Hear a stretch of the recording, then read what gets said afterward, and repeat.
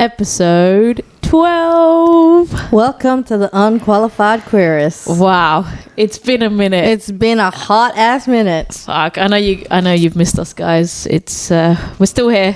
Don't worry. Yeah, we're still alive. Mm-hmm. It's just been what were we doing? You disappeared. Yeah, so I don't know. I was held hostage, and you were being held against yes, your will again in immigration. Exactly, and I had to fight my way back out. Border security had her for a few weeks. Exactly. So. Yeah, I'm back now, guys. Don't worry. No, I went to the UK to see my family. Yep. And for about 4 weeks, it was very nice. It was nice to be back. It was nice to see my family. It was nice to see my little niece. She's so cute. And you told your mum about me. Yes, finally. I told my mum about Rita. You know, she was very happy for me. Pod wife. Yeah, my pod wife. Had some nice food. Mum's food. Mum's food, so good. Saw some old school mates, caught up, and now I'm back. What was like the highlight? Oh, definitely seeing my niece. Yeah, she's so cute. She's so cute. It makes me want to have a child. Oh, but also like when she starts crying, I'm like, okay. Yeah, she shit in her pants, and you're like, you have a sis. Yeah, exactly. Yeah, but yeah, that was definitely my highlight. So it was good. Fair. It was good. Yeah, nothing happened while you're gone. Nothing. Yeah, did you miss me much? I cried in the dark. Okay. All by myself. I know you did. It's fine. So did a lot of people, apparently. Yeah, we were lost without you. Yeah. I mean, I am the life of the party, so I'm back now. Yeah, my liver was having a good holiday. Oh, well, speaking of livers. What are we drinking? Okay, what are we drinking? We're drinking Bowmore single malt Scotch whiskey aged 12 years. Yeah, it's a pretty good job, actually. Some fancy whiskey. So, cheers to us coming back. Cheers. Oh, that's smoky. Smoky. Nice. Okay. So, episode 12. We're back in action. What is this episode about? This episode is exposing our toxic traits. Oh no. I mean, okay, listen, we all have toxic traits. We're just, some more than others. Yes, exactly. We're just not afraid to talk about it. Yeah. And let people know. We just will expose ourselves in order for people to learn and grow vicariously through us. Exactly. That's the whole point of us talking about it. So if you resonate with any of our toxic traits, then yeah. Great. Do the opposite of what we do.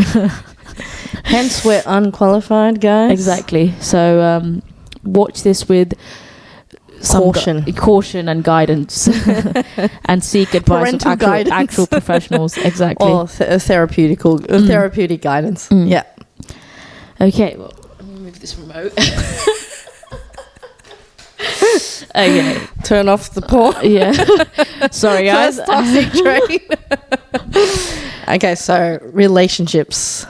That's like the thing that triggers the most toxic traits of most people. Yeah. Because you're the closest to that person that you'll ever be to anyone else. So you can, your true kind of self, your like inner child, your most everything comes out. Because you reach a height of emotion with this person that you don't really reach with anyone else. Exactly. Yeah. You know, you're like exposed. You're like, yeah, I'm naked. Yeah. So what do you think your number one toxic trait in relationships is? I think my impatience. I'm impatient. Expand. I guess I just get frustrated. All your exes are nodding. I get frustrated quickly about situations or things, or during conflict, I just get really frustrated. Like why do you get frustrated? Like, what do you mean you get impatient? Like you just want it over and done with? Yeah, I just want it over and done with. I just want it like, yeah. And in the impatience, when you get triggered, do you just be like, you know what, forget about it, I don't want to do this anymore? Yeah, I do. That's bad, bro. Yeah, I'm like, oh, all right. I'm like, oh, like, yeah, just like get over and done with. I think it's also that I'm like, I'm just like, like, are you just trying to get the moment over with? Yeah, or like, yeah, sort of. And I'm also like, fuck, this is all happening right now, and I, you know, why? And I'm like, why is this happening? And like trying to get it over and done with, and yeah, just trying to like fast forward that moment so you can get back to having good times. Yeah. So you can't deal with like feeling, you know, like unhappy or you know, disappointing someone or whatever. Is that? Yeah. Okay. And has any of your exes said anything about that? Or? Actually, my current partner, Esther. Yeah. Esther, she's a Mormon. She has pointed out to me that I'm impatient. Okay. Do you agree with her? Like, what do you think that's the correct word, I guess? I guess when she said impatient, I'm like, oh, okay, like impatient, how? But I guess I'm impatient with her feelings to conflict. Okay. Like, you know, when she's upset, I'm just like, oh, why? Like, not. I need to be more like, okay, you're upset. Why are you upset? Let me just talk this through with you. Let's process this. Yeah, but I'm more like, oh God, you're upset. Oh no, why are you upset at me? Let's get over this. Let's get over this. Yeah, and it's not good. It's toxic. Like, don't be upset. Yeah. Are you like that? Yeah, I'm like, oh no, it's like, oh no, it's fine. That's not how I meant it. Like, boom, boom, boom. Let's get over and done with. And like, I say I'm sorry. So I'm like, I'm sorry. Like, you know, and then and it's like, no. Yeah. Okay. Yep. Do you do this? Because like I feel like my exes would do this, and I'm only starting to realize this can be a very normal way of processing things. But do you just cry? Oh, yeah, I do cry. Yeah. And I like, to me, I would just be like, now you win the argument. Okay, you've cried. Okay, great. And I always felt like it was a manipulative thing. Yeah. But I'm coming to realize, no, it's a normal thing to cry. Yeah. People process things, heavy emotions by crying. And like that, we evolved to cry. But I used to hate it. You'd be like, oh, now I have to take care of you and like console you because you're crying. Yeah. No, I definitely do cry.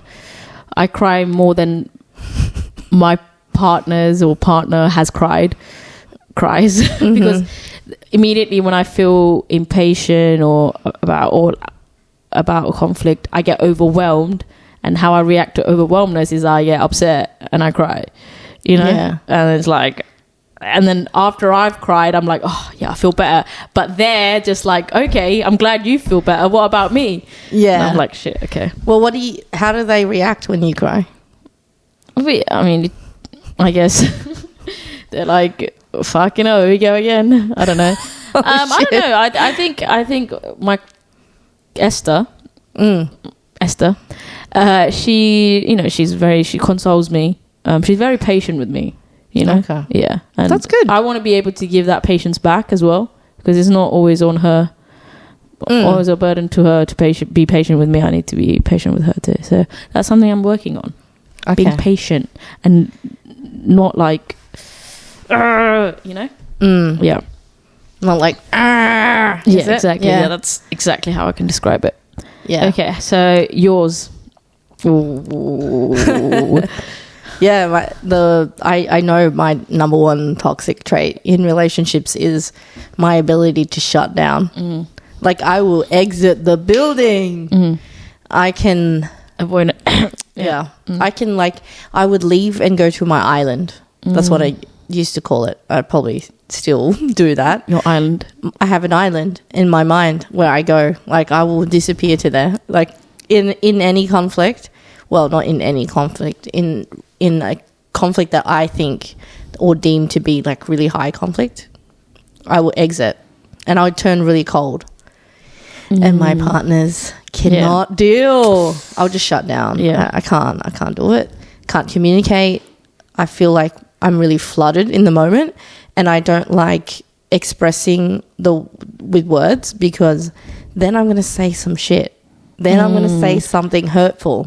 You is it the fact that you're taking time to think about what you want to say as well? Yes. But you don't let them know that you're taking time. You just like take the time anyway without any sort of notice. I do not tell them. I do not say, I don't ask for permission. I don't, I just go, nope, not doing this. And then another thing is I don't come back to the conversation and be like, okay, let's talk about it now that I'm calm. I'm just like, let's just forget about it. Let's just like, move on with our lives. And they're like, what the fuck? And they're like, fuck you. No, we need to have a conversation about this. No, that's fair. And like, logically, I understand this. I understand because I've gone through therapy. I can give advice to other people about it. But yeah, applying it to yourself is really hard. It's hard. Yeah, it takes years when you're years of practice. Yeah. And so that's definitely my toxic trait. Okay. I mean, that's good that you know that you have that as well, Yeah. It's hard to date and know that and like tell people that. Exactly. Like, nobody wants to hear that. Yeah. Because I understand like my partner feels really rejected in that moment. Because I can be really loving and I can be really affectionate. And it could turn on a dime. If the conflict comes up, it can turn on a dime. Yeah. Okay. All right. Sorry. Exactly. Sorry to all my exes. Is that the name of the show? Sorry to all my exes. That should be a name of the show. Sorry to all my exes. Oh, that should be the name of this podcast. Oh yeah. Sorry to all my exes. Sorry you're missing out. Okay, do you have another? Another toxic trait. I don't know. Maybe. Come on. Okay, wait. What was the one in relationships? I mean, like in relationships. Yeah. I'm indecisive. I'm indecisive. I guess. I think this also goes into my dating kind of like how you are in dating. Like I will take. Okay. This is actually a toxic trait that I want to talk about because actually quite a few people have told me about this. Okay. Is that I take people on a roller coaster journey that they didn't ask to be on. Okay. So it's like, I'm like... Is this like love bombing or something? Like, do you feel like you do that? I don't know. I think it's like, it's very hard for me to express my emotions verbally. Because I can't get the words out. I get all like... So like all these other words come in. Okay. Right? So they're like... So I'm like, yeah. So even with my current partner, she was telling the story before. Me telling her that I love her was a whole thing. Because I was like... Oh my God. I was like... I went like... it sucks that I I can't get with other people because you were there. And then she's like, what? And then I was like, I don't think we're compatible. Because you stopped me from seeing other people. No, I don't think we're compatible because, I'm like this and you're like this. And then I was like, when you were there, like let me give you the backstory. Okay. I went out with her and her friends. This is before we got into a relationship. Officially got together? Yeah. And of course. Yeah, of course, this is before you officially got together. And at that point, at that club, I knew that I loved her, but I was kind of rejecting that emotion because I was like, insanity. Oh no. I was like, no. So how quick was give me the time frame. No, it was like a month in. It was a month in of but we saw each other every day. It doesn't break any Prav record, so that's fine. That's fine. It was like a month in. I knew that I loved her because she's... How do you know anyone in a month? But okay. But we literally saw each other every day. Mm-hmm. I mean, you see your partner 30 days? Once a week. 30 days? Yeah, pretty much. So you know somebody after 30... This is why you can do ultimatum. This is like... Or the other show. This is maybe 2 months of actually knowing her, 1 month of actually dating her. I don't know. Something like that. Sure. So, but all right, sure. Tell us more of this story. Yeah, and then I was taking her on this journey of I don't know, this, that, blah, blah. And then I was like, oh, I love you. And then she was like, what the fuck is happening? So you were first it's your fault I can't be with other people. And then we're not compatible. No, I didn't say it was her fault. It was you're here. And I'm like, I want to get with other people. But you're just doing this to me. And then taking over my brain, and oh god, this that. I don't think we're compatible because, you know, like you're so like this and I'm like this, and I don't know if it's gonna work. And I was like, you know what, I love you. And then she was just like, I would just be like, are you schizophrenic? Are you okay, bro? And then she was like, okay. And then she still, the patience of this Mormon Estelle is ridiculous. 6 months later or something. Pays to believe in Jesus, I guess. Yeah. She hasn't left me yet, but I do take people on a roller because I'm like very indecisive about my feelings of how I'm actually feeling, and then like when I finally get to know how I'm feeling, I can't get it out. Do you feel like you have dismissive avoidant attachment? Like I think I have tendencies of that. Yeah, like the in like the what's it called, disorganized. Yeah, definitely disorganized attachment style is what I resonate with the most, because I'm just like, fuck. 1 minute I'm not really selling myself. I don't even. Well, you've already got. Yeah, well, I've got the girl, so I don't have to. You've converted her to the religion of Prav. Yeah. It's fine. It's fine. I've got the girl. It's fine. I don't have to, you know. The fact that you had this conversation with her on the phone, and it's been a month. If it was me, Emily, I mean, shit. You said her name now. We've already said her name before. Esther. Yeah. I would have ran for the hills. Well, that's why we're not dating. That's why we're not dating. You're not a challenge. That was just like, that was chaos. I think that's it. Oy. That's but I've definitely improved because of Esther. Because being with Esther, I'm more in touch with how I can communicate my feelings, because she has taught me a lot about it. Because she's good at it. She's good at it. She's very good at it. And I think I needed to be with someone like that in order to be like, fuck, I want to be more like this person. How can I do that? You know? That's the sweet spot. When you meet someone and you want to learn how to be a better person. Yeah. They inspire me. They like, you know. Yeah. So another one of your toxic traits? Ooh. I can be really negative. Okay. Like, I can be really pessimistic about how relationships go. Like that right now, being like, how can you love someone after a month?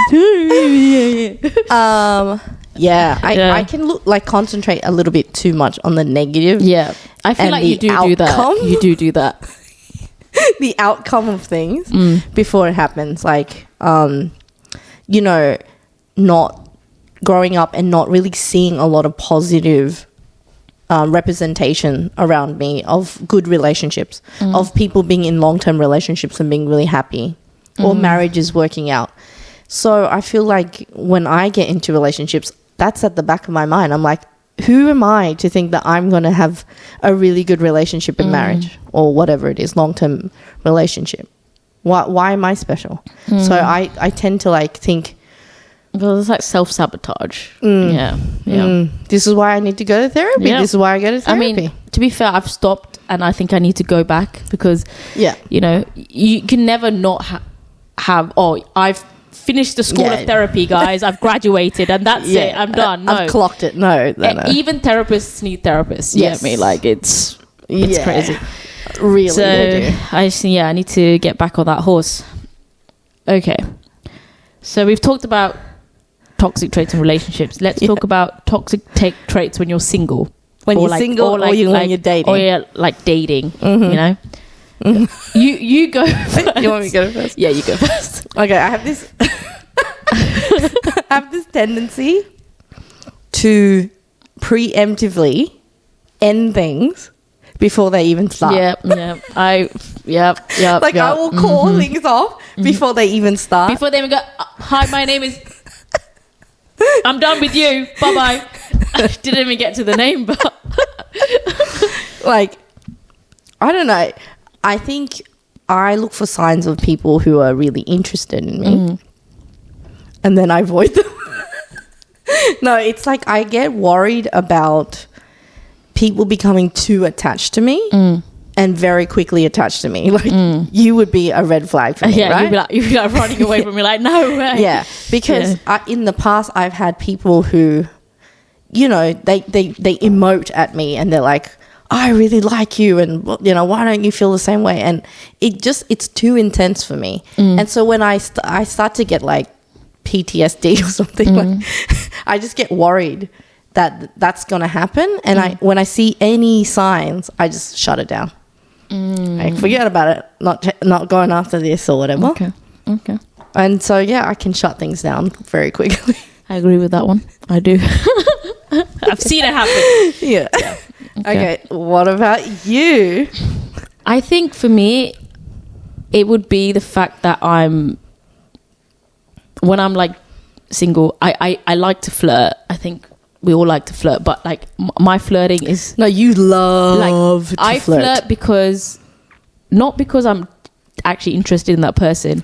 Because I want to low-key make that person feel special, so they... I don't know. So they validate you. Maybe because they give you validation that you're a good person, you're attractive, people like you. I like it when people give me... They're like, oh yeah, like, you're hot. Yeah. Oh God, you love that. You freaking love that. Yeah, but like, it's like, I'm also like, oh hey, like, what are you saying? They're like, and you're like, oh yeah, you're hot. I like to like not mess with their minds. Oh God, no, you mess with their hearts actually. Yeah, but I like to flirt with. You flirt with everyone. It doesn't. Like, you're not even interested in them. They might be straight and married, and you're like, I'm gonna flirt with them anyway. Yeah, I just like flirting, but yeah, I need to be more mindful that flirting for some people can be, you know, very, you know, for them they can actually be like, oh shit, this person likes me. Yeah. Now, you know, because of the thing I just said about me preemptively shutting things down. I even watch how I flirt with people now because I'm worried about them being interested in me when I'm like, I'm not even interested in them. Why am I doing this? I'm more conscious of that now. Maybe it's because hanging around with you and all the friggin' broken hearts. And when they say they're interested in me, I'm just like, oh, let's be friends. Oh yeah, you friend zone people. Yeah, so I do. I friend zone people that I've slept with because I'm like, yeah, we've slept together. But to be fair, most of the people of my friends have, apart from you, I have slept with. No. People want to be friends with me. It's like you've won. Yeah, I've won. You sleep with them and you like... You've won the game of flirting. Yeah. You've slept with them and then you're like, okay, now we're friends. And the ending of your game is, let's all be friends and kumbaya. Kumbaya, my lord. Yeah, exactly. That's literally... You're just doing them a service, really. Yeah, exactly. I'm adding, you know, I'm adding something special to their life. Like me being in their life. Belt. Yeah. Well, okay. Yeah. So that, definitely the flirting and definitely the whole being friends with people that I've slept with. Like, yeah. I mean, I don't think that's toxic. I think that's nice, but also like it at the start of it can get a bit bumpy, but like once we pass that, it's fine. Okay. So, yeah. Any more of toxic traits for you? I think definitely for me, like something that I've noticed is that I'm trying not to do this, but I will write people off if there's no chemistry. And I will put them in a box. You won't give them a second chance. Nah. I'll meet them and then I'll be like, yeah, nah. Like I've literally walked into dates, seen them, and I don't know what it is. Like all the boxes are ticked. Like, you know, I met up with this girl. She's a, you know, she's a professor in the university. She's, you know, writing about literature, young adult fiction. Like, you know, very smart lady. She's attractive. I don't know what it was. I saw her and I went, this is not happening. Nah.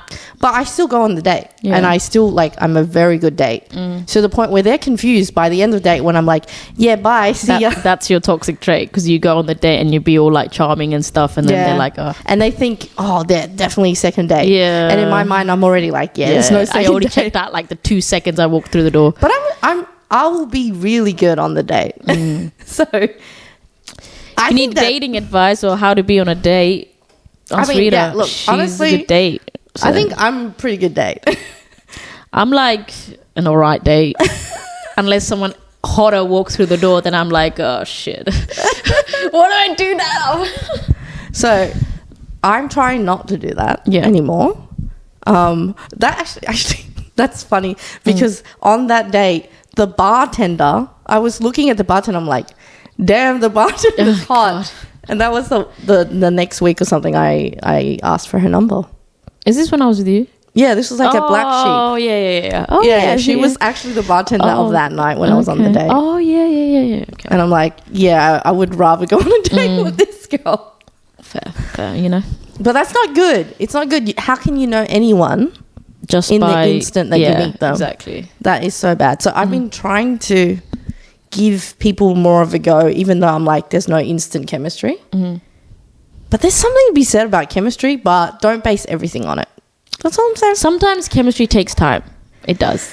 Yeah, it does. So yeah, sometimes, as I said, chemistry takes time. So you should take your time with that one. Okay.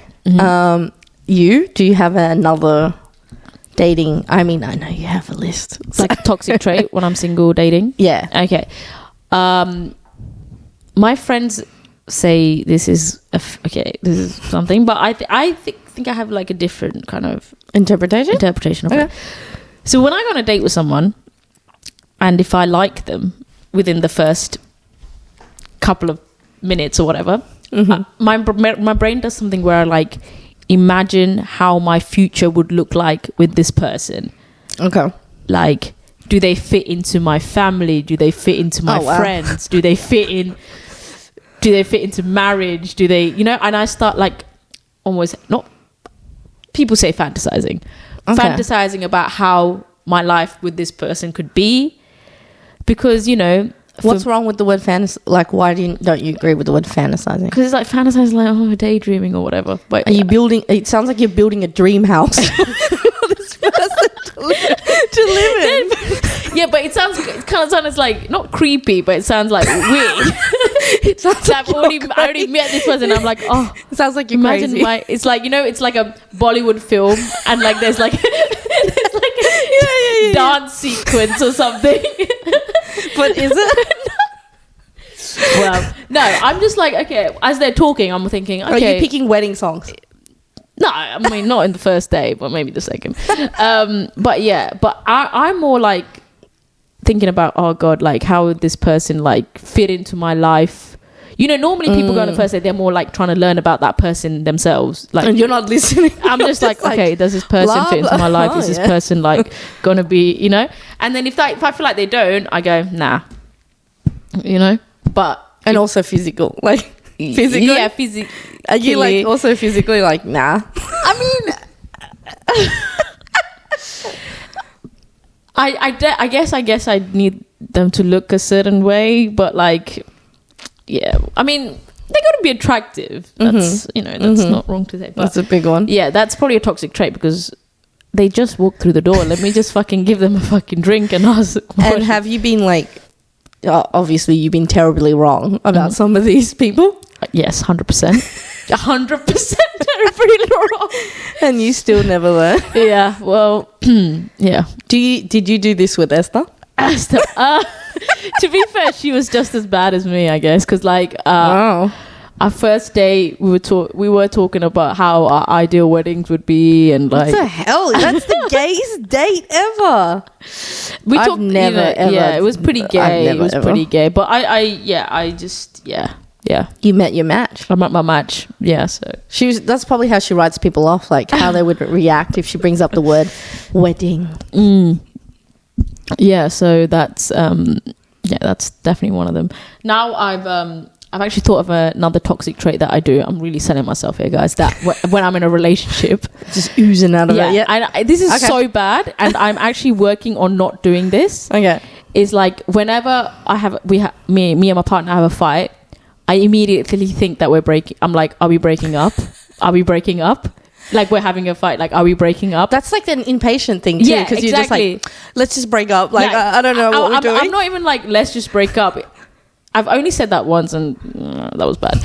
But like, I'm more like, is this it? Like, are you breaking up with me? Is this what's happening? Like, and then they're like, no, we're having a fucking fight. So I can fucking be an adult for once and deal with it. You deal with it. Yeah. Okay. So yeah, that's a why do you feel like that's something that your mind just goes to?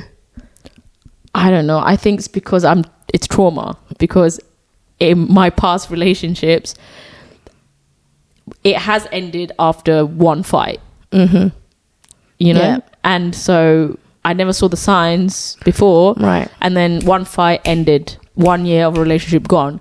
So now when You're thinking this could be the same thing. I'm like, is this it? Like, tell me now so I can prepare myself mentally, like if we're breaking up right now, you know? Because I don't want to go through that. So yeah, that's... Well, that's the thing about like breaking, when you're being broken up with or whatever. Like you think that you could prepare yourself for a breakup and you just can't. Like it could happen in another fight. And I'm not saying it can't. Yeah. Not every fight's going to end a relationship, but probably a fight might end a relationship, right? And so I think we build this in our heads, like in your brain, the way it's trying to defend itself is like, is this when it's going to happen? I'm going to be really prepared in this moment if you say yes. Tell me.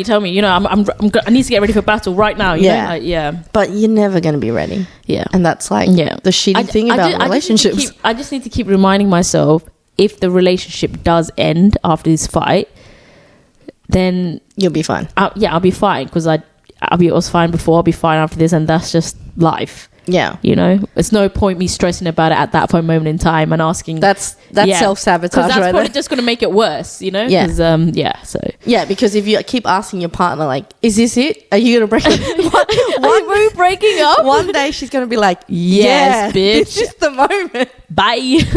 I'm like, okay, cool. This is the moment that you keep asking about. Yeah, so that's one thing. In a relationship, anything else you want to add to your dating single life toxic traits? I'm going to see if I have anything else.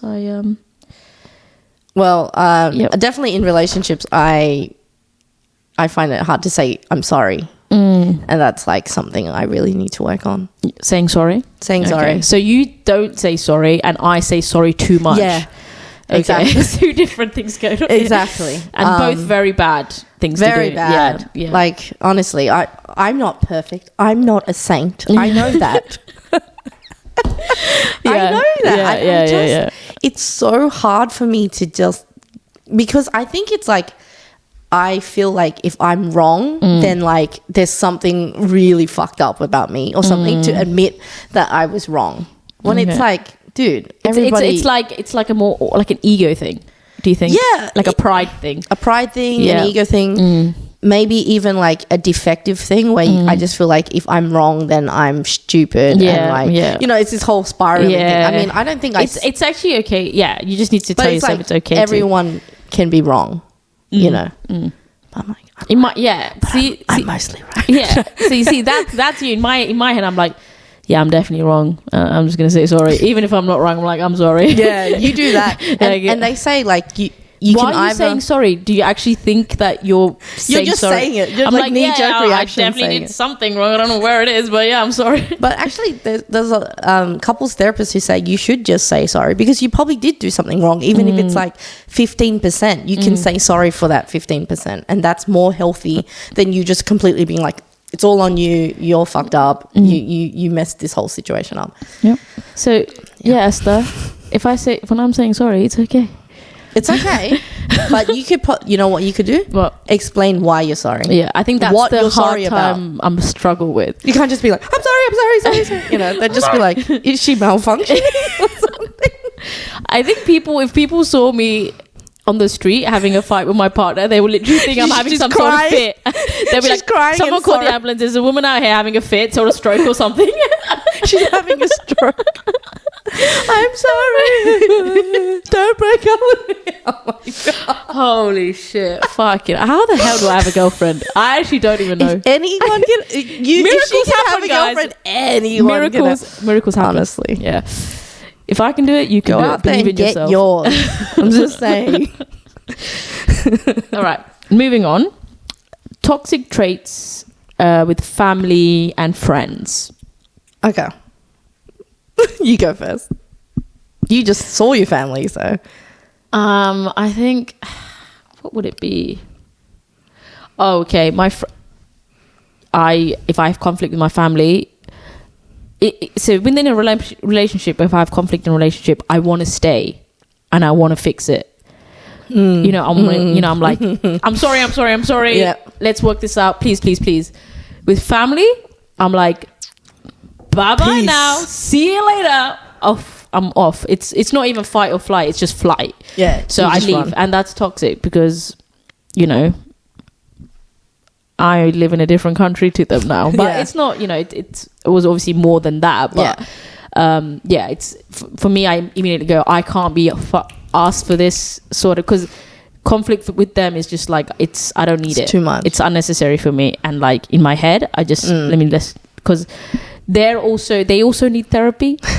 And they also need a lot of, you know, work on like how to handle conflict. So like it's like we're just fighting, like, you know, trying to reacting to each other. So it's just too much. So I'm like, yep, see you later, bye. So do you think that it's because it's your family and they can't never break up with you? Yeah, 100%. 100%. If I tell my sisters to fuck off, I'm leaving, and I leave, your sister's still your sister. My sister's still my sister, and we still, you know, you're stuck. Yeah, and like, but in a relationship, if I do that, that could be end of that relationship. I might never see that person ever again. Yeah, they don't have to deal with your bullshit. They're exactly. Like, so no family line here, like no blood. Yeah, exactly. That's true. So yeah.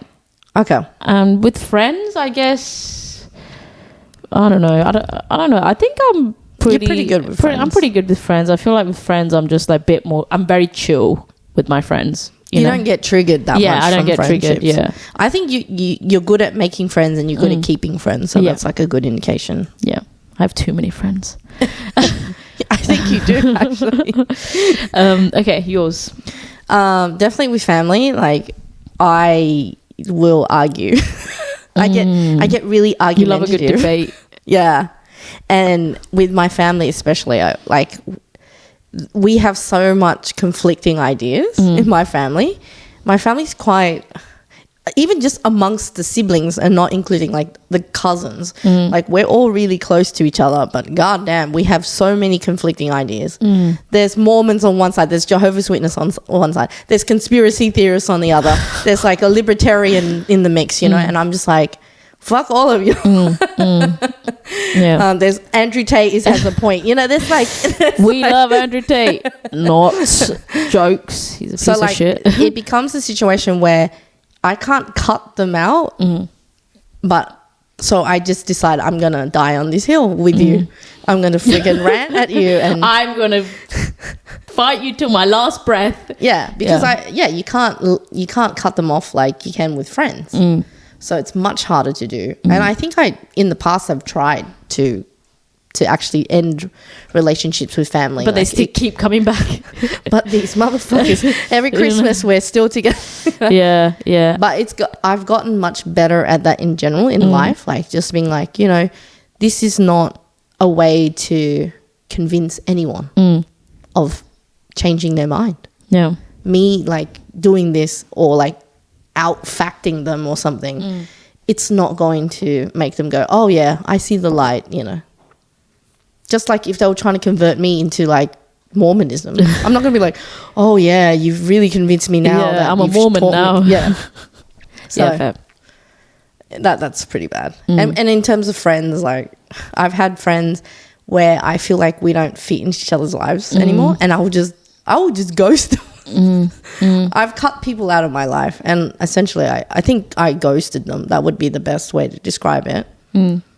A lot of them were my high school friends because I just felt like we were just friends because we went to high school together. You had to be friends. There was like no conscious effort for me to choose this relationship. And at a certain point, and some of them were religious, so they were just like kind of conservative. And then at one point I'm like, I don't need you in my life. I don't need this energy. I don't need there's nothing I'm gaining from this anymore. So I essentially just went, you know, I'm just not going to go out anymore or talk to you guys. And I'm pretty sure they got really hurt by it. And that was when I was younger. I probably wouldn't do it that way anymore. But yeah, I definitely cut people out. Fair enough. That's fair enough. Yeah. We're just toxic, huh? I mean, we're toxic. But to be fair, I feel like there's extreme toxism, and we're not. Actually, I don't know. Maybe let's call our exes and find out. Yeah, I feel like everyone has toxic traits. Oh yeah, and when people actually own it, it's better. because it's worse when they're toxic and they're like, no, I'm not like that, and I'm like, yeah, you are. Yeah. It's better. But then it's like, what do you do with that knowledge, right? Everyone can acknowledge that they're an asshole, but like, then what? I guess. Yeah. So, okay, let's end this on a like more positive note. Yes. Because guys, we know. I promise you we're not that bad. Okay. Everyone knows that we're like assholes and all that stuff. Yeah. But let's talk about more. What is your least toxic, or what is your most positive trait that you think? My most positive trait is I'm a positive person. Mm-hmm. So, well, you're optimistic? I'm optimistic. I try and bring light into a situation that's maybe a bit more sad. I try and be there for people. Mm-hmm. I'm there for you if you need to talk, and I also can respect people's boundaries if they don't. I guess that's a good trait. Do you reckon? Well, yeah, no, that's good. Yeah, I mean, I think you're a good friend, and you're very like can change the atmosphere of a room in a good way. So I think, unless it's like walking in a room where you slept with everyone, and then it's just like, damn, this is awkward. Awkward, which most of the time, but okay, which is like every friend circle. Wow, you guys know a lot about me. Jesus Christ. Okay. Esther, I hope you stick around. Yeah, please stick around. I hope she knows all this shit about you anyway. Yeah, she does. I was very open with her from the start. She's probably like, fuck, here we go. Yeah. What about you? Well, I think I do a lot of things. Yeah. Like I'm a very like you're generous. Yeah, I'm very generous, and like my love language is like doing things. Acts of service. Acts of service. Yes. Like practical things, and like I'll take care of things. Yeah, and you're a good friend. You're always there when people need you. Yeah, you're like, I mean, Rita's my emergency contact for everything. So I know she'll pick up. So trustworthy, loyal. Yeah, I'm like reliable in that way. Reliable, yes. Yeah, yes. So I know that I have that trait, and I think I can make people laugh. So yeah, I mean, people laugh at me, not with me, but people laugh with you, so it's different. And so those are those two things that I contribute to the world. But that's our positive traits. Only two. That's it. That's all. Yeah, that's all we have. You've heard all the other ones. The well's dry there. Yeah. But yeah. So shall we do the secret question? Yeah. I didn't have one prepared. Do you have one? Okay. If you can swap lives with anyone that's alive or dead, who would it be? Alive or dead? Oh, like can they be like fictional? Sure.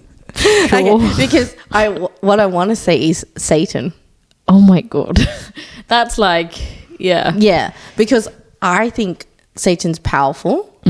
He's like probably one of the most powerful people apart from God, and he or she, whatever, had the balls to say no to God, and so like they just like seem like but God isn't real.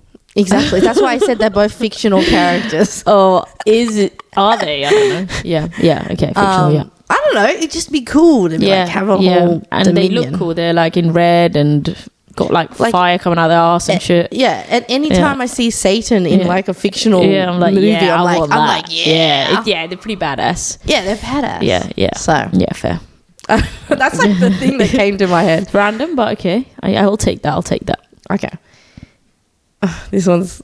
I know. I already know the answer. Okay. But if you can go back into any time, any era, where would you... 80s. What? Yeah, 80s. I would be a straight white man in the 80s. Oh, straight white. Because being a brown lesbian in the 80s was probably hard. Being a gay dude in the 80s, I don't know. You probably... Disco.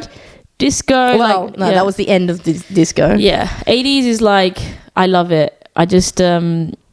I love the fashion. I just love the vibe. I just love the music. I just love just everything about it. It just seems like, you know, this was before a time like technology was like, everyone was like obsessive. Yeah, we were it's obsessed with that. Yeah, you literally had to approach people and be like, "Can I get your number?" Like a home phone. Yeah, true. You know, home phone. You know, it's like writing letters. Oh it's my God. exciting, and it's like, yeah. Do you have like a favorite like movie about the 80s or? I love The Breakfast Club.